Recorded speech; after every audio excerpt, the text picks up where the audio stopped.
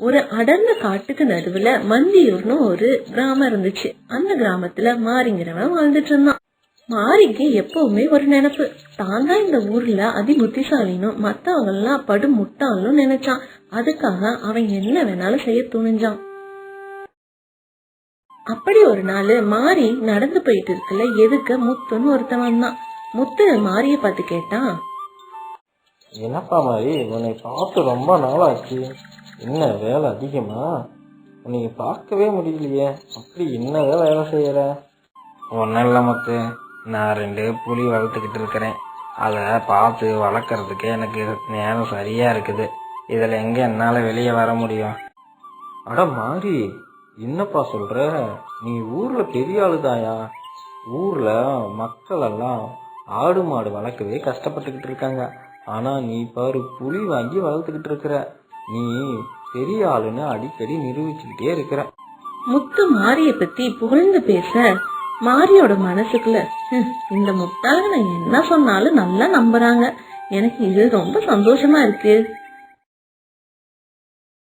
மாரியும் முத்துவும் பேசிட்டு இருக்கிறத செல்வங்கிறவன் மரத்துக்கு பின்னாடி இருந்து கேட்டுட்டு இருந்தான். அதுக்கப்புறம் செல்வம் மாரிய நோக்கி நடந்து வந்தான். ஏப்பா மாறி, நேற்று உன்னோட புலி 2 என்னோட ஆட்டெல்லாம் கடிச்சு சாப்பிட்டுருச்சு. அதனால ஆடுங்க எல்லாம் செத்தே போயிருச்சுங்க. எனக்கு ஒழுங்கா காசை கொடு. அப்போ மாரியோட மனசுக்குள்ள, அச்சோ, இது என்ன பிரச்சனை? என்னோட புலி கடிச்சிருச்சுன்னு இவன் காசு கேட்கறானே. நான் புலி வளர்க்குறேன்னு பொய் தானே சொன்னேன். என்கிட்ட புலி இல்லைன்னு சொன்னா முத்து என்னை பத்தி என்ன நினைப்பான்? அவன் ஊருக்குள்ள போய் எல்லாத்துக்கிட்டையும் சொல்லிடுவான். என்னோட பேரே கெட்டு போயிடும். சரி, இந்த ஒரு டைம் அவனுக்கு காசை கொடுத்து அனுப்பிடுவான்.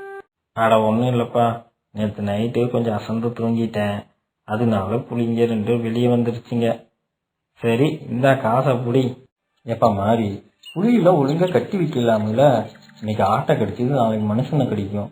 இனிமேல் நான் உன் வீட்டு பக்கமே வரமாட்டேயா? மாரிக்கிட்ட காசை வாங்கிட்டு செல்வம் காட்டு பக்கமா நடந்து போனான். காட்டுல ஒரு பக்கம் நின்னுக்கிட்டு, அட, இது மாதிரி கௌரவத்துக்காகவும் தற்பெருமைக்காகவும் பொய் சொல்றவங்க இருக்கிற வரைக்கும் நமக்கு லாபம் தான். தன்னோட தற்பெருமைக்காக பொய் சொல்ல ஆரம்பிச்சா அதோட விளைவு இப்படித்தான் இருக்கும். இது போல நல்ல கதைகளை கேட்க மறக்காம சேனலை சப்ஸ்கிரைப் பண்ணுங்க, லைக் பண்ணுங்க, பெல் ஐகானை கிளிக் பண்ணிக்கோங்க. தேங்க்யூ.